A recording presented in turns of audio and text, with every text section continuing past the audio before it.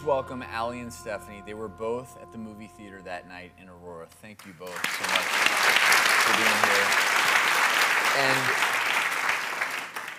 I know it's probably not easy, but take us back to that night. The two of you went out to go have a good night, to go watch a movie. When did you first realize something was very wrong? I think the moment that happened was when the gas canisters exploded and you notice that the air smells funny and it burns. Because at first when he came in, then we're all kind of looking around thinking that it's just a gag, like it's just part of the movie almost. And it definitely wasn't. And you realize that when the air starts to burn and your eyes, your nose, your face, your mouth, everything is burning. And then you hear the guns going off and it's like a firework going off in your ear. Wow. What was your first reaction? Was it to get out of there? First reaction for me was stay down. And second thought in my mind was, where's Allie? Because I looked to my left and she wasn't there. Allie, tell us what was going through your mind. What happened with you?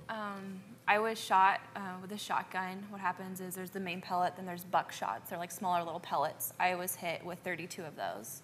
So I fell immediately into the aisle because I was on the aisle seat, and everyone starts running out of the aisle, trampling me. And I can't speak because I was shot in my neck also. Can you show everyone your? Yeah. Did you know immediately when you were shot? I thought the smoke was a grenade because it was so loud and it was so close. It was like an explosion as opposed to, you know, being shot. I wasn't in pain really. My arm, I couldn't feel my arm, so I thought maybe that was broken. I was just laying on my side, and I was trying to yell for help, like help, help, and I realized I couldn't talk. And then I realized I couldn't breathe. And that's when Steph just dragged me out of there, out of the commotion, because everyone's just running, trying to save themselves. And Steph had to crawl over, grab my leg, and pull me out of all that. Now, Stephanie, you two are the bestest of friends, right? When did you realize she was really hurt? The first moment that it crossed my mind that I might not walk out of there with her was when we were laying on the theater floor and I'm holding her and she's just got massive amounts of blood coming out of her nose and her mouth. And I'm thinking to myself, oh my gosh, I might have my best friend bleed to death in my arms. And she told me that she was hit and I moved her hair and there's just all this blood coming out of her neck, just spurting. She told me, she said, Steph, run, you need to get out of here. And I just decided, no, I'm not leaving you. It never occurred to you that you should leave? No. As I understand it, when you noticed that she was bleeding profusely, you actually applied pressure to that wound. Yeah, I put my fingers over the wound and just kept pressure on it because obviously that blood isn't supposed to be coming out of there. And do you have any medical background? No.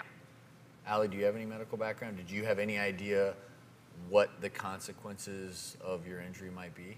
I knew that I couldn't breathe and I couldn't figure out if it was from my neck, what was, you know, I didn't know where I was hit because they were mostly all on my back, so it's not like I could see, you know, I could see blood, but I didn't know where it was coming from. And then I started I coughed and I coughed up blood, and I knew immediately I had to be hit in my lung, and literally the only reason I knew that is because I watched so many doctor shows. Yeah, she told me that there was blood coming into her lungs and that she couldn't breathe.